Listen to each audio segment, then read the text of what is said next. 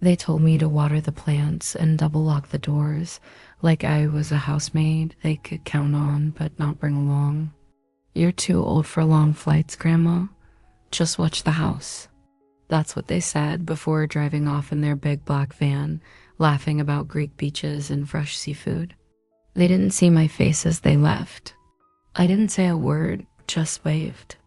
But the next morning, I found their plane tickets in my mailbox, still in the travel agency envelope, unstamped. I stared at them for a full minute like they were someone else's problem. Departure in 3 days. Athens, 2 adults, 2 children, seats together. My name was nowhere. Of course it wasn't. I took them inside, placed them on the kitchen table, and made tea. That's what you do at my age when something punches you in the chest. You make tea and wait for your hands to stop trembling. But they didn't. They shook when I reached for my old address book when I found the number for the agency. "I'd like to cancel these tickets," I said. The girl on the other end sounded surprised. "Can I ask why, ma'am?" "No," I said, "just cancel them." There was silence, then a polite, almost fearful, "Of course." I wrote down the confirmation number. Then I made another cup of tea, sat in the armchair where I used to rock my son to sleep, and looked around the living room. The photo of my husband Paul was still on the mantle, still young, still smiling. He passed 20 years ago. If he were here, he wouldn't have let this happen. I'd been many things in this house. A wife, a nurse, a secretary, a cook, a fixer of broken toys and broken hearts. And for the last decade, just Grandma, not Helen, not Mom. A presence in the background, muted and obedient. They thought I'd sit quietly and wait for updates.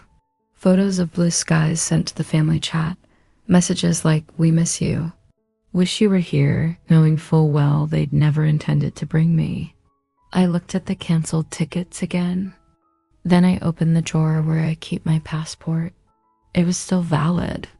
I had a little over $12,000 in my savings account, a few thousand more in bonds, no debts, no one depending on me. Not anymore. I booked a flight, Athens, 1-seat aisle. Next, I called my neighbor Carol and asked if she'd water the plants. "Sure, hon. Going somewhere?" she asked. "Just a little trip," I said. I packed one small suitcase, comfy shoes, my best scarf, and that navy blue dress I hadn't worn since Paul's funeral. Not because of sadness, but because it made me look sharp, and I'd forgotten how to wear anything that made me feel that way. The night before my flight, I sat on the porch. The street was quiet. A soft wind played with the ivy. I thought about what they'd say when they realized. Maybe they'd call. Maybe they wouldn't. I didn't care. For once, I wasn't staying behind. The morning came gently. I locked the door, left a note for Carol, and walked down the steps slowly, but with purpose. I didn't look back.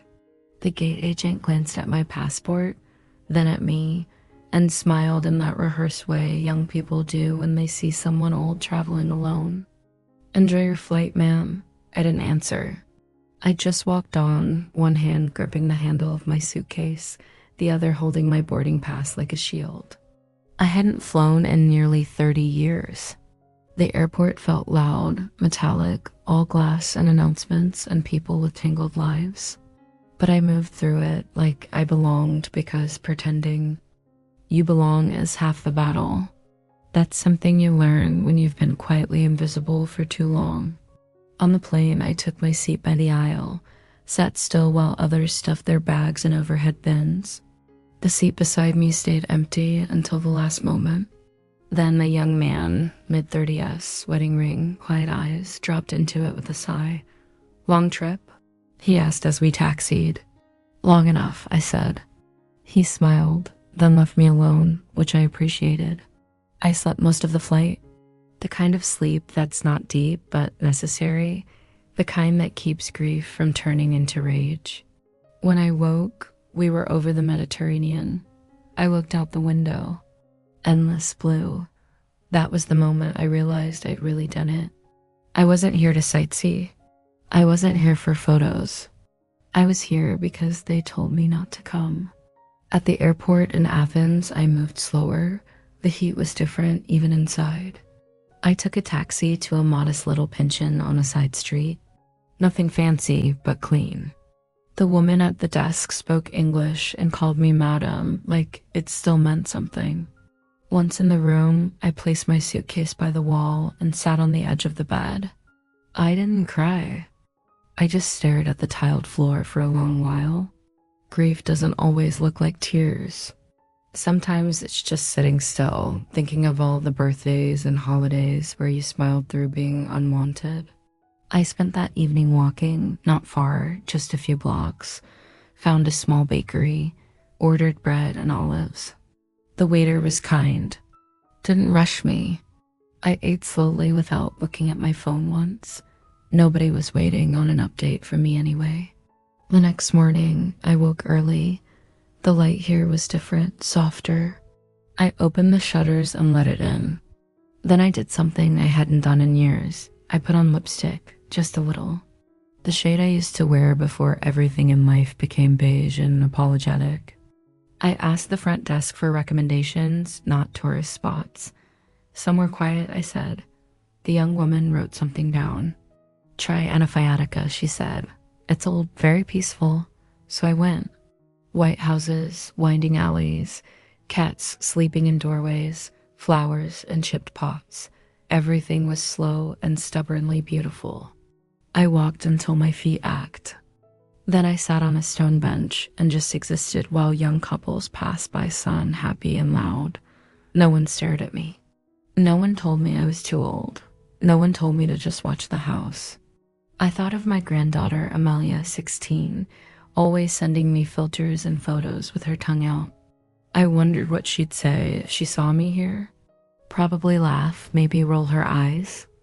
I reached into my bag and took out a postcard I'd bought earlier. I hadn't planned to write, but my fingers moved on their own. Dear Amelia, guess where I am? Greece. The sea is bluer than you can imagine. I hope you're well.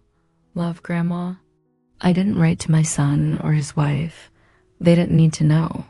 The post was near a cafe. I dropped the card in, then ordered a coffee, drank it slowly. The way my mother used to in the mornings when everything was quiet. That evening, back in my room, I noticed I was humming an old tune, one Paul used to sing while shaving. I hadn't thought of it in years. I wasn't young. I wasn't particularly brave, but I was finally somewhere I wanted to be. That counted for something. I didn't plan on meeting anyone. That wasn't the point. But life has its own sense of timing, and it rarely consults you before setting something in motion. It happened at breakfast 2 days after I arrived in Athens. I was at the little table near the window, sipping coffee and buttering toast with more care than necessary. Across from me at the next table sat a woman about my age. Silver hair swept up into a nonsense bun, eyes sharp despite the half-moon glasses perched low on her nose. You use too much butter, she said, not unkindly. I looked up slightly amused. Better than too little. She nodded. Fair, that was the beginning. Her name was Rosalie, a retired school principal from Lyon, traveling alone like me. Widowed, she added casually, as if it were just another stamp in her passport. She had that dry, flinty confidence some women wear like good perfume, not overpowering, just quietly present. We started walking together, not far, just morning strolls through the quieter streets. I liked the way she noticed things. Not the postcard landmarks, but the details. Everyone else passed by. A broken shutter that had been painted lilac. A dog asleep beside a statue.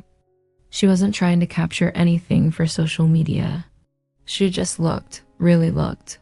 At lunch, we sat under a vine-covered terrace, sipping cold white wine. She talked about her students, the troublemakers she secretly liked most. I told her about my garden back home, how the tomatoes never cooperated, no matter how gently I spoke to them. And your family? She asked. I paused. They're fine, I said. Just thought I was too old to travel. Her eyes narrowed slightly. They said that to you? I nodded. She didn't react dramatically, just sipped her wine. You're here, she said. So they were wrong. That night, I couldn't sleep. I lay in bed staring at the ceiling, thinking about all the years I'd stayed in my lane. The birthday parties I cooked for but never sat down to enjoy. The trips I funded but was never invited on. How often I told myself, they're just busy, or you're needed here. But I wasn't needed. Not really.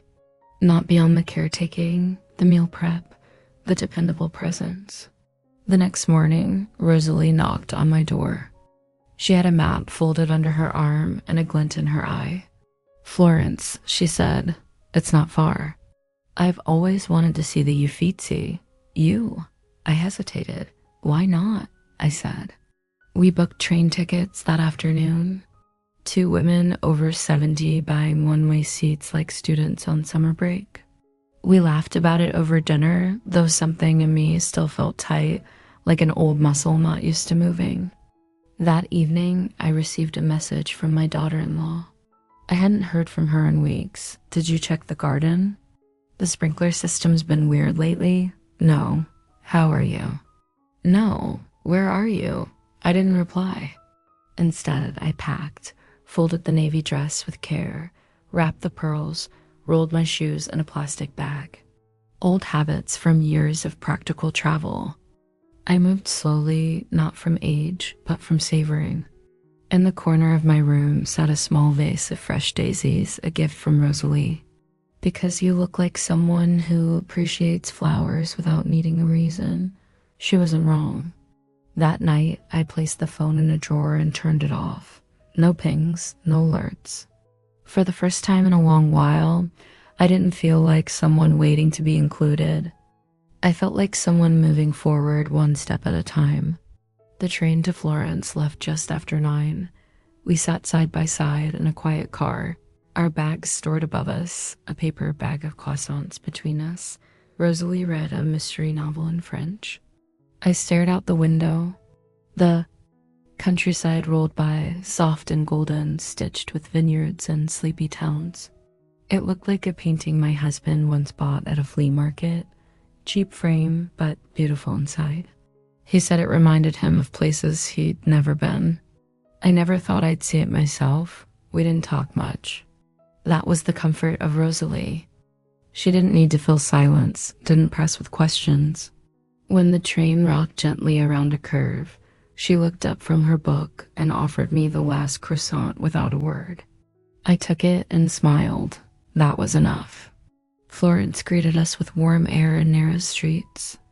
Our hotel was old and full of charm, the kind of place where the elevator creaked, and the keys were heavy brass with leather fobs.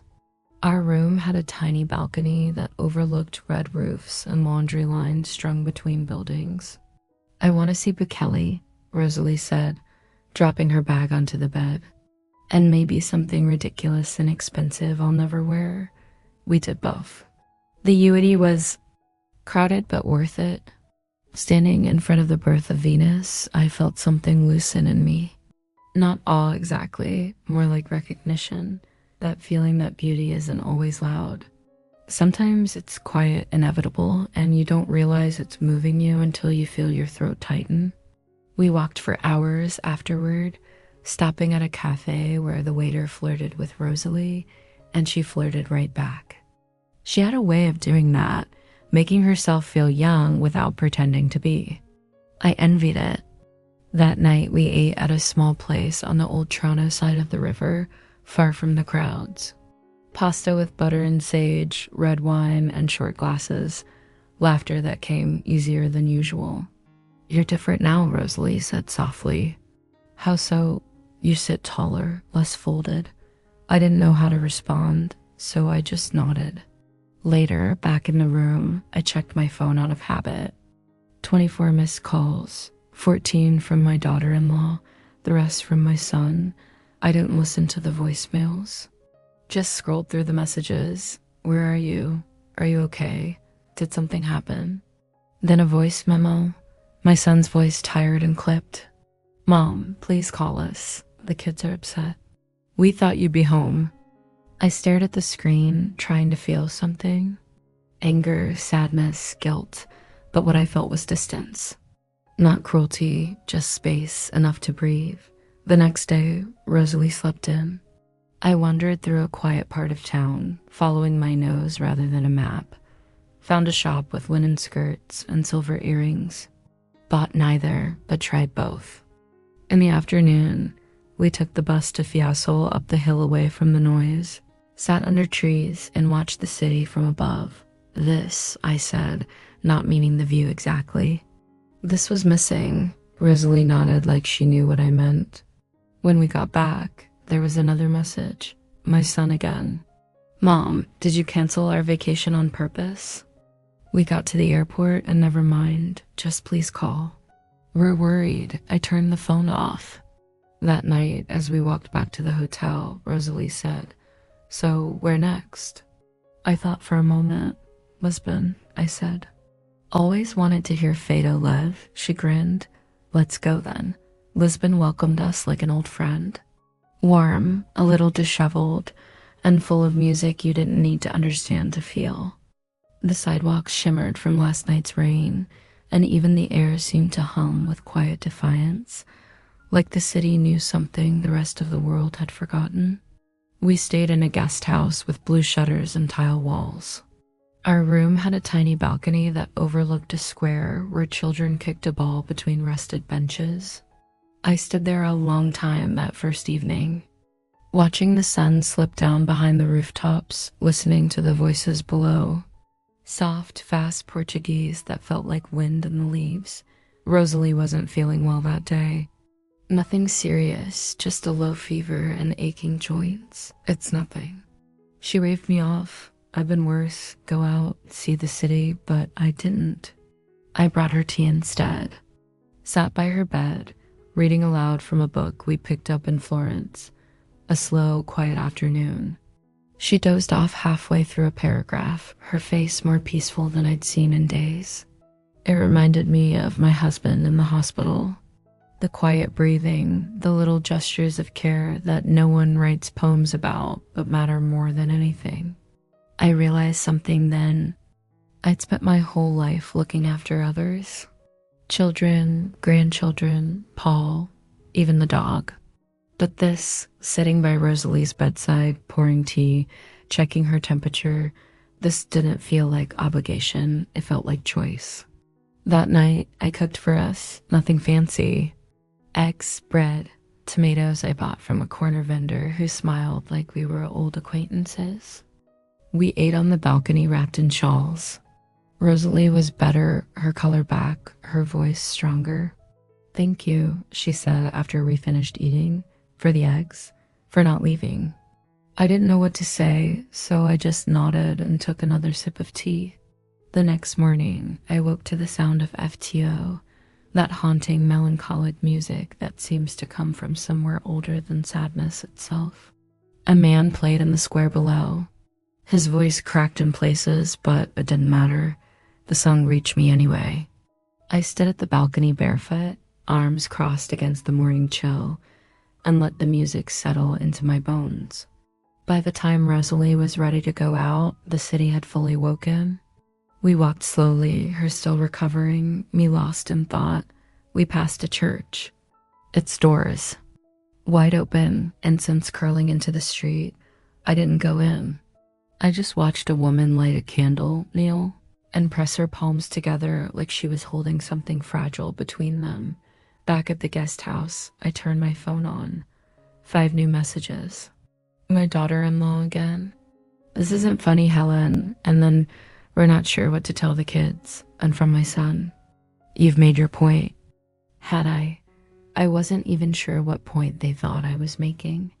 I hadn't spoken a word since they left me behind. Rosalie watched me read the messages. She didn't ask, just poured tea and handed me the cup. That night, we found a fado bar tucked between 2 laundry alleys. No menu, no tourists, just locals, clinking glasses, and one woman with a voice that sounded like rusted silk. She sang about longing, about being left behind, about getting back up. I sat there, eyes closed, heart strangely still. She wasn't singing for me, but I understood every word. The letter came folded into thirds, slipped under our guest house door sometime during the night. No stamp, no envelope, just my name written in a rushed, familiar hand. I knew it before I picked it up. My son. I sat on the edge of the bed, the letter unopened in my lap while Rosalie busied herself with her scarf in the mirror. She didn't ask about it. She'd seen it too. The way you see a bruise forming on someone else's skin, visible but not yours to touch. I unfolded the letter carefully. It wasn't long. 3 short paragraphs written with the same cold courtesy he used when he filled out forms. Mom, we don't understand what you're doing. The kids are confused, Amelia cried.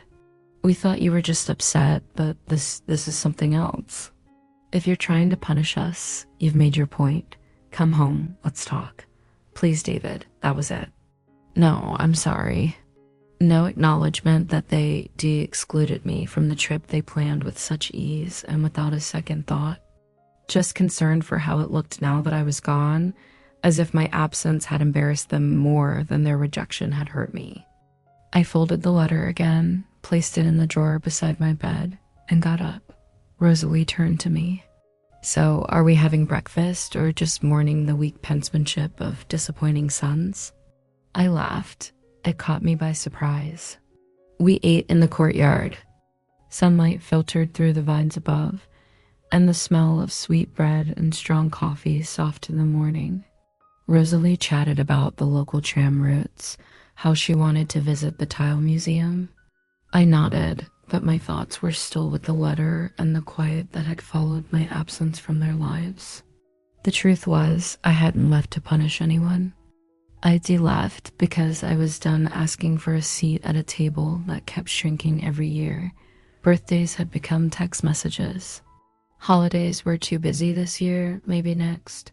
And now even vacations, the joyful ones, the family ones, came with the quiet understanding that I was no longer included. I hadn't stopped being a mother or a grandmother. They had simply stopped seeing me. Later that day, I sat alone on a stone wall by the river. Boats drifted slowly. Pigeons argued over crumbs at my feet. My hands rested in my lap, still as the water. I thought of Amelia, 16, all bright eyes and too much eyeliner. The last time we spoke, she'd asked me how to fry an egg. She called me the egg whisperer. She didn't know about the tickets. Didn't know I'd canceled the whole trip. She probably thought they'd forgotten to invite me or that I'd said no. I reached for my phone and typed a message. Sweetheart, I'm fine. I'm traveling. Not angry, not hiding. Just needed a bit of sky. Don't worry. Love you. I hit send before I could second guess myself. Rosalie found me there half an hour later, carrying 2 small paper bags. Paste de nada, she said. You can't leave Lisbon without trying these. We ate in silence, watching the shadows lengthen. That evening, the guest house manager approached us with a puzzled look. Mrs. Helen, he said, your daughter-in-law called. She's worried. She asked me to tell you. The children miss you. I nodded. Thank you. He hesitated. Do you want to call her back? No. He seemed unsure, then walked away. I slept deeply that night. The kind of sleep you get when you thus stopped expecting to be needed and started choosing to be whole. In the morning, Rosalie showed me 2 train schedules, one for Madrid, one for Seville. Your pick, she said. I looked out the window. The sky was cloudless. The street below smelled of roasted chestnuts and bus brakes. Life in its unpolished form. Seville, I said. Let's see what else they said I was too old for.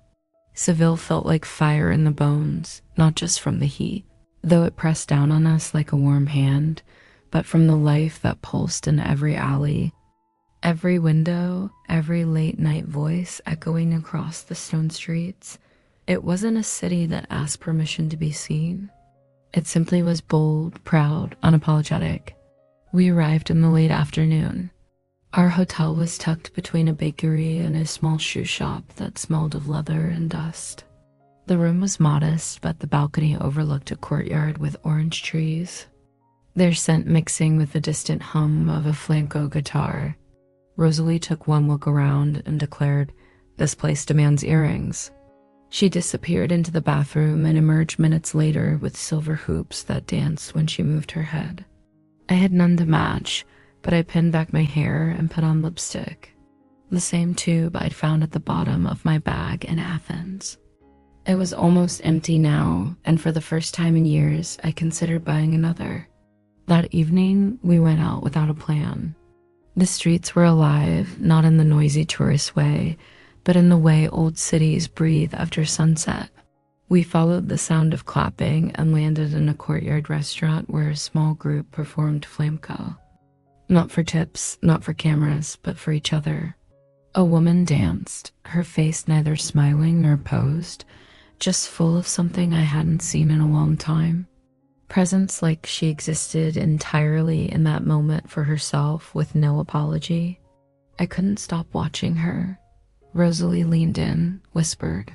"She's older than we are." I looked closer. She was at least mid-70s. Her feet struck the floor with the force of a promise. The crowd applauded. I didn't. I just watched, heart suddenly too full. The next day, we visited the Alcazar. Its walls told stories in tiles and arches. I thought of all the stories I had locked inside me. Years of quiet endurance, of pushing down disappointment to make room for duty. I walked those gardens as though I belonged there. No one stopped me. No one called me dear or offered to take my arm like I was fragile, and for once, I didn't feel fragile. That afternoon, we sat at a cafe under a striped awning. Rosalie sipped lemonade and read the news on her tablet. I watched people walk by. That's when I saw the family. 4 of them, 2 parents, 2 teenagers. The father looked tired. The mother walked slightly ahead, phone in hand. The girl had headphones on. The boy carried a small plastic bag. It should have been unremarkable, but the woman's haircut, sharp, blonde, too familiar. My breath caught. It wasn't her. Of course it wasn't. But for a second, I saw my daughter-in-law's silhouette in that stranger, and my chest tightened. Not from hurt, but from something I couldn't name. It passed. Back at the hotel, I found a message from Amelia. "Grandma, where are you now? Your photo from Lisbon was amazing." I showed it to my art teacher. She said, "You have a really good eye. Can I call you soon?" I smiled, then frowned. I hadn't sent her a photo. Rosalie, of course. I opened my phone gallery. There it was, me on the balcony in Lisbon, one arm resting on the iron rail, looking out at the street. I didn't remember her taking it. I didn't even remember standing still that way. But there I was, not posing, not apologizing, just existing. I kiped back Seville now. "It's hot and stubborn and full of beautiful noise. I'll call you tomorrow. You'd love it here." That night, I lay in bed and thought of all the places I'd never been because someone had to stay behind and hold everything together. The times I'd said, "You go ahead, I'll be fine." Even when I wasn't, the vacations I paid for but wasn't invited on, the weddings I helped plan but sat at the edge of. But now here I was in Seville in a soft cotton nightgown I'd bought from a street vendor who called me La Sora Valente, the brave lady. I closed my eyes and let the music from a distant radio float through the window. Tomorrow I'd dance not for anyone, just to remember that I could. It started with a call I didn't answer. Then another and another. By mid-morning, the screen lit up again. David, my son. Same name, same number, same silence. When I let it ring out, there had been 26 calls in 2 days, one voicemail after another. I didn't listen to a single one. I wasn't angry. Not anymore. Just done with asking to be heard. Rosalie was already dressed when I stepped out of the bathroom. She wore a wide-brimmed straw hat and a linen dress that floated behind her when she moved. "There's a market by the river," she said, and I feel like haggling. We walked there slowly, my sandals scraping against the old stones, the sun licking the back of my neck like a mischievous child. The market was alive, not polished, not curated, real. Men shouting prices, women laughing, children darting between stalls with sticky fingers. I felt something loosen in my chest, a thread pulled free from a knot I didn't know I'd been carrying. I bought a scarf, yellow, bright as marigolds. It wasn't a color I usually wore, but it caught the light like it belonged in my life. While Rosalie negotiated over a basket, I sat under a faded umbrella with a cold drink and checked my messages. I don't know why. Maybe habit, maybe hope. There was a voice memo, not from David this time, from Amelia. Her voice was soft, uncertain. "Grandma, I don't know if you'll hear this, but I just wanted to say I miss you. Mom and Dad are kind of freaking out. They think you're trying to prove something, but I don't think so. I think you just got tired of being left behind." I would have been too. Anyway, I hope you're safe. You look happy in that photo. I've never seen you look like that. Just call me, okay? Even if it's just for a minute. I listened to it twice, then again. That last sentence cracked something open. Even if it's just for a minute. I went back to the hotel alone while Rosalie went looking for olives. I sat on the edge of the bed with the yellow scarf in my lap. Then I picked up the phone and called. Amelia answered on the second ring, "Grandma." Her voice wavered. I could hear background noise, a kettle boiling, someone's footsteps across tile. "I'm here, sweetheart." Oh my God, wait, the phone jostled. A door closed, then quiet. "I was starting to think you'd gone totally rogue," she said, her voice trembling just slightly. "Not rogue," I said. "Just found something I'd forgotten I'd lost." "What? Myself?" She was quiet a moment. "I get it," she said softly. "I think I get it more than Mom and Dad do." I believed her. We talked for 15 minutes about school, her drawings, a boy she liked but who didn't like her back. Normal things, precious things. Then she asked carefully, "Are you coming back soon?" "I don't know yet," I said honestly. "Can I see you when you do?" "Of course, baby." We hung up. I felt lighter. Not because everything was fixed, but because something true had passed between us. And truth, real truth, always clears the air. Rosalie returned with a triumphant look and a paper bag full of olives. "Victory," she declared. We ate them on the balcony. The sunset burned the sky red. "I think they're starting to understand," I said after a while. "Who?" "My family." She chewed slowly, then nodded. "About time.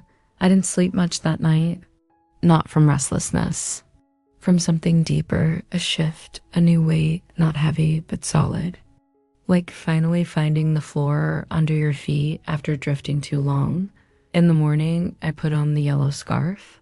No reason, just because I could. Lisbon had been soft and aching. Florence, graceful and slow.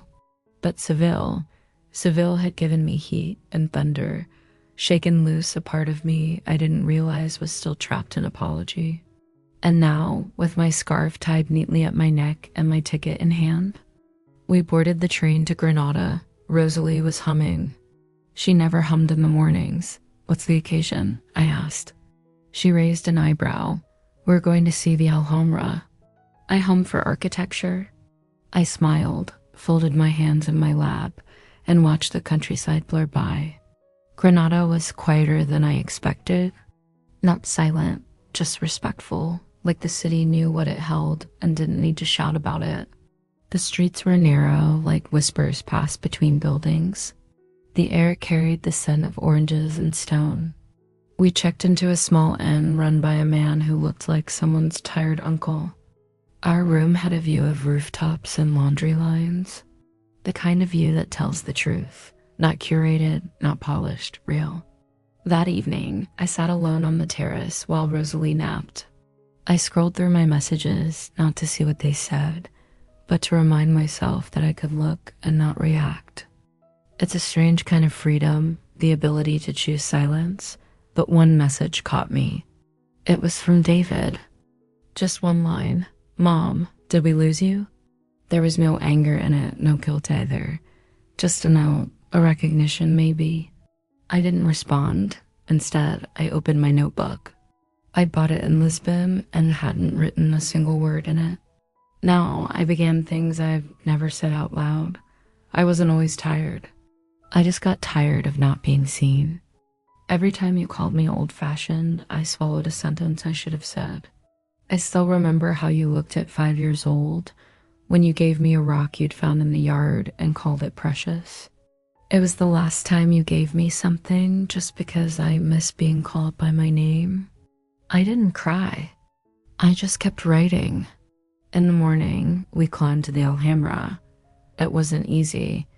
The hill was steep and my knees ached.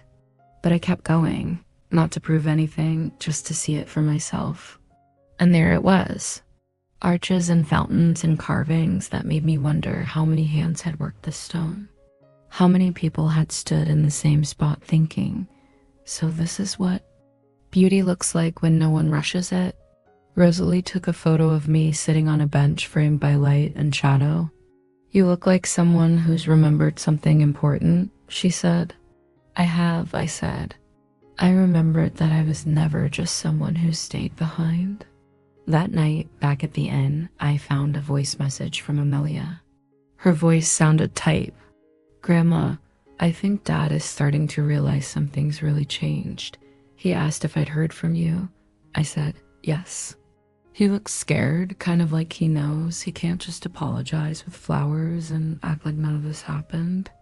I told him, you're not angry. You're just finished. I hope that was okay. It was more than okay. It was perfect.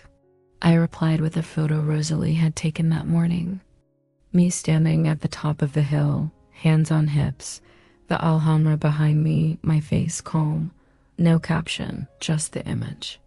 She replied with a heart and nothing else, which was exactly enough. I closed my phone, lay back on the bed, and stared at the ceiling fan whirring slowly above me. Tomorrow, we'd head toward the coast. Rosalie wanted to see the ocean again. I said yes, not because I needed the view, but because I finally had the space to want something again. We took the early bus to Cade's. Rosalie claimed the sea air did wonders for her lungs and her posture. I think she just liked how the wind tangled her hair and made her feel like she was difficult to contain. The ride was long, the seats stiff, but I didn't mind.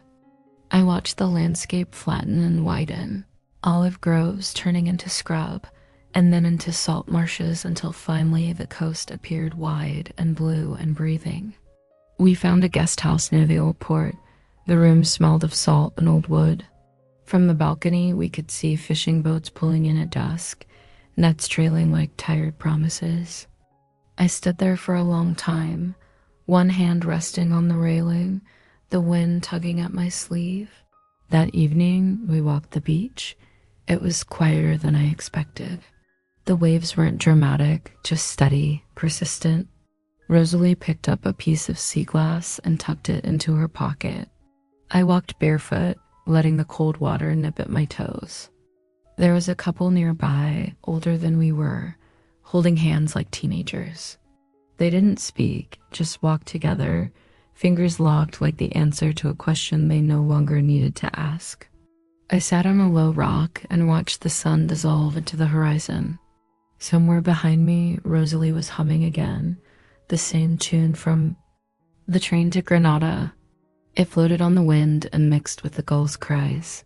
My phone buzzed in my pocket.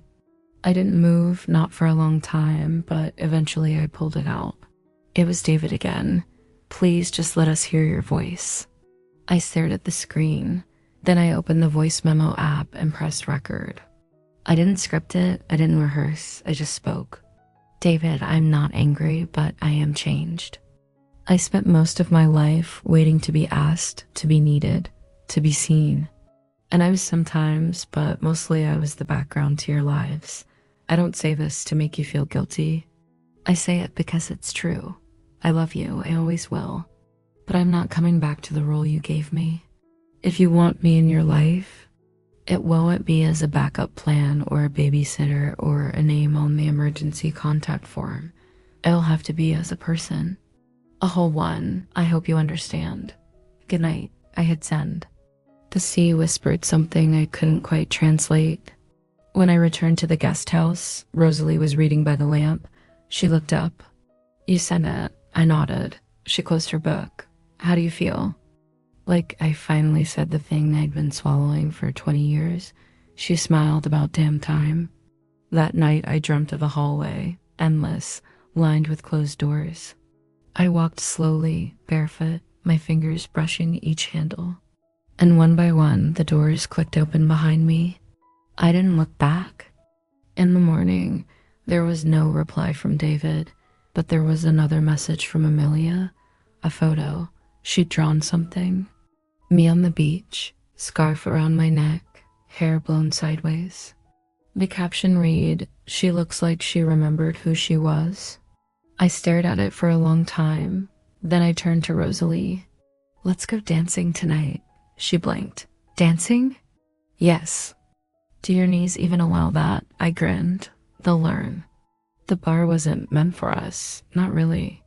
It pulsed with energy too young, too fast, too certain of its own novelty. A converted warehouse near the docks, full of dim lights, loud bass, and a haze of perfume, sweat, and something else that clung to the walls like history repurposed. But we went anyway. Rosalie wore her silver hoops again, hair loose, lipstick precise. I wore the yellow scarf. It wasn't wrapped around my neck anymore. I tied it in my hair like a ribbon I'd earned. My dress was simple, soft cotton, old but clean. It didn't scream for attention. It didn't have to. We didn't look like we belonged. But then again, belonging had never done me much good. We found a table near the back. The music wasn't flamenco. It was newer, syncopated with a beat that snuck under your skin and made your foot move before you realized it. The floor was crowded. Young couples, middle-aged tourists, a few locals who danced like the rhythm owed them rent. Rosalie sipped her drink and tapped her foot. I watched the dancers, how they moved, how they laughed, how some of them missed the beat but didn't care. A man in his 60s with a cricked mustache and worn shoes twirled a woman my age, and they both grinned like fools. Something in me shifted. I'm going, I said. Rosalie looked up. Where, out there? She blinked. Alone? Yes, I stood, adjusted the scarf in my hair, and walked onto the floor. I didn't wait for a partner. I didn't wait for permission. I just started moving. At first, it felt strange, like borrowing someone else's body. My limbs stiff, unsure, my breath shallow. But the beat pulled me forward, and the years fell off like dust from an old coat. I danced, not gracefully, not skillfully, but fully. A young man passed by and smiled, not mockingly, genuinely. He offered a hand. I took it for a moment, spun once, laughed, then let go. I didn't need him to carry the rhythm. I had my own. Rosalie joined me after a while. We danced together like schoolgirls at a reunion, awkward, breathless, gleeful. We stayed for 2 hours, then 3. When we finally returned to the guest house barefoot and flushed, we collapsed on the bed like teenagers sneaking back in. That was irresponsible, Rosalie said, gasping. I know. I loved it. I know. We lay there in silence, catching our breath. My knees ached. My back would hate me tomorrow, but my chest felt wide open. Before I fell asleep, I checked my phone. Still no response from David. I didn't feel disappointed because there was another message from Amelia. Dad doesn't know how to answer you. He keeps reading your message. He printed it. It's on the kitchen table. He hasn't touched it all day. Mom thinks you've lost your mind. I told her maybe you finally found it. I miss you. I'm proud of you. I don't think I've ever said that before, but I am. I stared at her words, simple, quiet, real. I typed back, I miss you too. Tell your father he doesn't have to answer yet. Some truths take time to land. She responded with a single emoji, a little anchor. It made me laugh. I set the phone down and stared at the ceiling. The fan spun lazily, slicing the air into slow, careful turns. I thought of the dance floor. The moment I let go of how I hadn't done anything extraordinary. I hadn't climbed a mountain or learned a new language or fallen in love, but I had reclaimed something. My joy. And at 72, that felt as radical as anything. I drifted off to sleep with sore feet, tired muscles, and a heart that finally felt like it belonged to me again. We left Cadis at dawn. Rosalie slept most of the ride, her head against the window, arms crossed like a woman who's known too many trains to bother with comfort. I didn't sleep. I watched the light move across the fields, watched the towns pass. Names I wouldn't remember, places I'd never return to. I wasn't restless, I was preparing. Barcelona was our last stop. Neither of us said it out loud, but we knew. We'd seen enough cities to know when a journey is winding down, when the momentum that once pushed you forward becomes something quieter, something settled. We arrived just afternoon and took a taxi to a quiet street near Elborn. The hotel was small, the room plain, but the bed was soft and the windows open wide. We unpacked in silence. Later we walked not far, just enough to feel the city under our feet. I remembered my granddaughter saying once, "Barcelona feels like it was built by someone who wanted to paint with buildings." She wasn't wrong. Gott's work peeked out from corners like mischief in stone. The colors were bold, the shapes impossible. I liked it more than I expected. We had dinner at a small cafe tucked between two bookstores. I ordered fish, Rosalie soup. Neither of us finished our wine. The conversation was light, scattered like a soft breeze. Weather, train times, shoes, but underneath it, a different current. I think we both felt the end before it was near. That night, back at the hotel, I sat on the balcony with a shawl around my shoulders and my notebook in my lap. The list was longer now. Things I've never said out loud. Page 3. I thought if I gave enough, they'd keep me close. But love bought by sacrifice is always least. I didn't mind getting older. I minded being dismissed. It took me 50 years to realize silence isn't always strength. Sometimes it's just fear dressed in patience. I don't regret the mother I was. I regret who I disappeared to become her. I closed the notebook. My phone buzzed. Not David. Not Amelia. My daughter-in-law, Lavra. The message was longer than usual. "Helen, we've all been talking. David doesn't know how to reach you anymore. He thinks anything he says will come out wrong. I told him that sometimes listening matters more. We didn't mean to leave you out. I know that doesn't fix anything, but it's the truth. We planned the trip thinking it would be easier for the kids. We told ourselves you'd be more comfortable at home. That was a lie. We were afraid of your age. Not because of your limitations, but because it reminded us of our own. We're sorry. I'm sorry. If you ever decide to come home, we'd like to start over. No expectations. Just you as you are." I didn't cry, but I sat very still for a long time. It wasn't an apology that erased anything. It was simply a beginning. The next morning, Rosalie found me packing. She raised an eyebrow. "Home eventually?" She nodded. "You sure?" "Yes," she sipped her tea. "Well, it's about time you threw the last punch." I laughed. "Wasn't a punch. More like a door opened." Rosalie left 2 days later. We hugged at the station. Neither of us said goodbye, just soon. That night, alone in the room, I ordered one last glass of wine from the bar downstairs and sat by the window. My scarf was on the table, my shoes by the door. I didn't feel finished, but I felt full. Tomorrow, I'd buy a ticket. Not back to the house they told me to watch, but to the life I finally chose to return to on my terms. The airport felt less like a goodbye and more like a pause. I wasn't leaving something behind, I was bringing something back. Myself, maybe. Or what was left of her after decades of waiting in silence. The flight was quiet. I didn't watch a movie. I didn't read. I just sat with the hum of the engine in my thoughts, watching the land below shrink, flatten, vanish. When I landed, no one was waiting. I didn't expect them to be. The air was thicker here, the sky more muted. It smelled like damp grass and overwatered hedges, a familiar kind of forgotten. I took a cab. The driver was young, chatty. I gave short answers and stared out the window. The streets sliding by like memories I hadn't asked to remember. The bakery I used to take Amelia to. The park where David broke his arm falling from the monkey bars. The pharmacy where Laura and I once stood side by side buying cough syrup and a pregnancy test. They weren't bad memories. They were just far away now, like someone else's handwriting in an old book. My house was exactly as I left it. Carol had watered the plants. The porch was clean.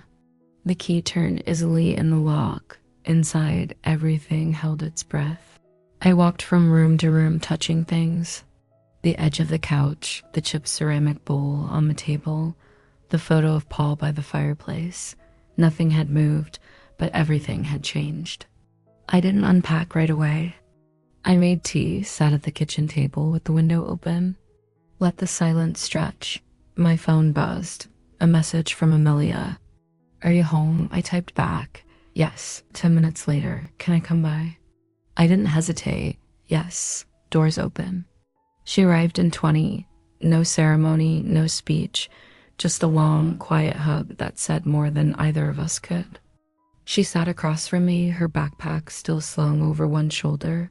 She looked older than when I left. Not by age, by understanding. "I liked your list," she said. I blinked. "My list?" She smiled. "You left your notebook open in one of the photos." I read it. Well, part of it. I didn't feel exposed. I felt seen. "I've been making one too," she said, reaching into her bag. "You inspired me." She handed over a small spiral notebook. The first page readings I refused to inherit quietly. The belief that women outgrow desire. The idea that aging is decline. The habit of saying I'm fine when I'm not. The silence that comes after someone tells you you're too much. The shame passed down like furniture. I read them all. Then I looked at her. This girl woman who'd watched me disappear and come back. "You're going to be all right." I said. She nodded. "Because you were." We talked for hours about art school. Her boyfriend. The way her mother still spoke too loud when nervous. At one point, I reached for her hand. "You know," I said, "your father hasn't called yet." She looked down. "He's scared." Of me? Of what you've become?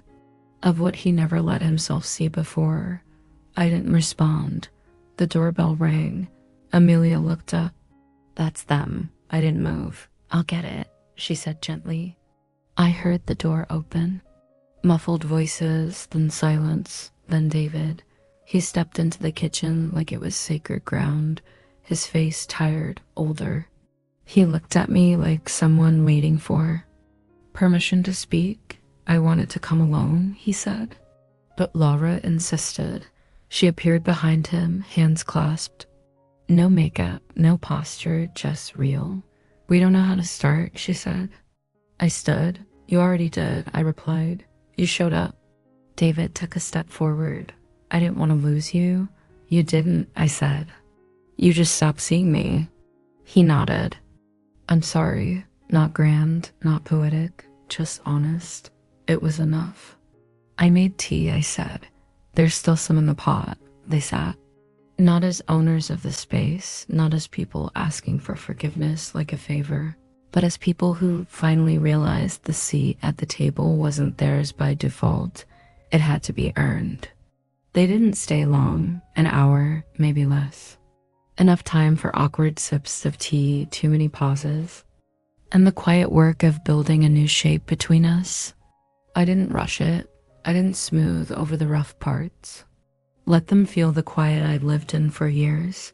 Let them sit in it a while. Laura spoke more than David. She always had. But this time there was less certainty in her voice, more listening between her sentences. She asked about my trip, about the places, the food, the people. I gave her pieces, not the whole. She didn't deserve the whole.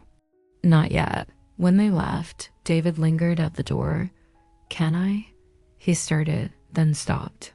"Do you want to come for dinner sometime? No big gathering. Just us, you and me." I didn't say yes, but I didn't say no. He seemed relieved by that. After they were gone, the house was quiet again, but not the same quiet. Not the brittle kind that cracks when you breathe too loudly. This was a softer hush.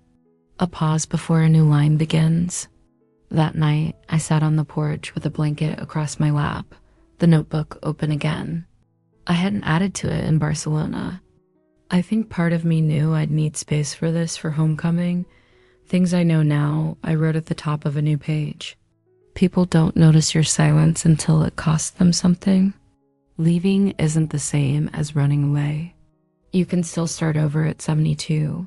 Some doors don't need to be slammed, just close softly but firmly. Your voice isn't gone. It's waiting for you to stop asking for permission. I paused, tapped the pen against the paper, then added, "Forgiveness isn't for them, it's for your own breath." I closed the notebook, laid it on the side table, and breathed in the scent of night jasmine. Amelia came by the next afternoon. No warning, no reason. Just walked in, kicked off her shoes, and flopped onto the couch like she used to when she was little. "I made a decision," she said. "Oh, I'm applying to the program in Berlin." I looked at her. Her eyes were nervous, but steady. "I know it's far," she said. "And Mom's already freaking out, but I need to do this. I need to go." I didn't flinch. "You should," I said. She blinked. "Really?" "Don't wait for permission," I said. "You'll miss your life." Her mouth curled into a slow, wide smile. "I knew you'd understand." She stayed for hours. We made soup. We talked about books. She asked about Rosalie. Laughed when I said we danced until our legs gave out. "You're kind of a legend," she said, teasing. "No," I said. "I'm just finally myself." Before she left, she handed me a small envelope. Inside was a drawing, the same beach from Cadiz, but with a new figure standing at the water's edge. Me, arms open, head tilted toward the sea, on the bottom. She'd written she didn't come back the same, and that was the point. I looked up. She shrugged. "I'm going to get it framed." After she left, I placed it beside Paul's photo on the mantle. He would have understood. The next morning, I received a letter, real paper, blue ink. David's handwriting. It said, "Mom, thank you for the tea, for letting us sit in the silence. I see it now. I don't expect to be forgiven, but I'd like to try. Not to erase anything, but to build something better if you're willing. No declarations, no promises, just a man learning how to speak differently to the woman who raised him." I folded the letter. I didn't reply, not yet. Some silences aren't meant to be filled. They're meant to be honored. I didn't go to dinner right away. I let the invitation sit. Days pass, then a week. I watered my own plants. I cooked for myself. I walked in the mornings. Not because I was punishing anyone, not because I wanted them to worry, but because I needed to feel the shape of my life without them in it. And it was a good shape. Not loud, not dramatic, just steady, dignified mine. Rosalie wrote me a postcard from Marseille. "They still think I'm a widow with a secret inheritance," she scribbled. "Let them." On the back, a sketch of two women dancing in a bar, one with a yellow scarf, arms lifted. I laughed when I saw it, framed it, put it by the kitchen window. Then one morning, I called David. "Sunday," I said, 5 o'clock, I'll bring dessert." He sounded surprised, grateful, careful, as he should. When I arrived at their house, Laura opened the door. She didn't smile too quickly, didn't reach in for a hug, just stepped aside and said, "Come in." I walked through the rooms like a guest, not like someone who'd once been here every week. The walls had new art. The furniture had been rearranged. Even the air felt different. I wasn't hurt. They'd kept living. So Had-I Amelia was already at the table. She got up and kissed my cheek. I made salad, she whispered like it was a shared secret. Don't tell Mom if it's bad. I took my seat. Dinner was fine, civil, a little stilted. David asked questions. Lavra offered seconds. Amelia made jokes. I answered simply. I listened more than I spoke. I watched the way David glanced at me like someone checking for cracks in a wall. Toward the end, he cleared his throat. I read your notebook. I looked at him. What notebook? The one on the counter in the photo. Amelia let me read some of it. I raised an eyebrow. She showed you. She said it was important. I saw what you were saying. That sounded like her. He hesitated, then added, It hurt. Good, I said. He looked up startled. Good, I repeated.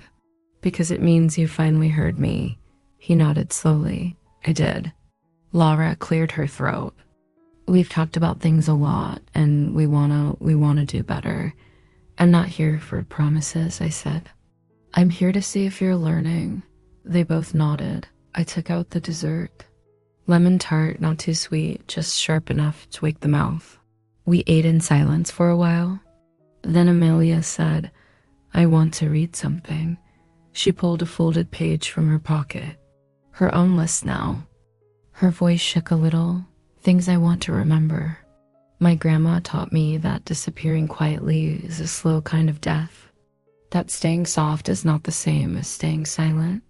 That women don't owe their energy to the comfort of others. That loving someone doesn't mean becoming small for them.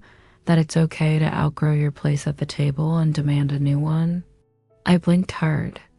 No one spoke for a long time. Eventually, Lover stood. She began clearing dishes. David helped. Amelia poured more tea, and I sat back, hands resting in my lap, watching the quiet unfold. Not the uncomfortable kind, but the earned kind. The kind you share when people are finally learning how to hold each other honestly. When I left, David walked me to the door. He hesitated before speaking. I know it'll take time, he said. I have time, I answered. Then I reached into my bag, pulled out a thin envelope, and handed it to him. What's this? A copy of the tickets, the ones I canceled. He stared at it. I kept them, I said, not out of spite, out of truth, so we don't forget how easy it was to erase me. He didn't open the envelope, just nodded and tucked it into his pocket. We didn't hug, but we stood close like people who might one day understand each other without needing to explain every bruise. At home, I undressed slowly, took off my earrings, folded my scarf. I stood at the mirror, studying my face. Older, yes, but not tired. Wiser, but not cold.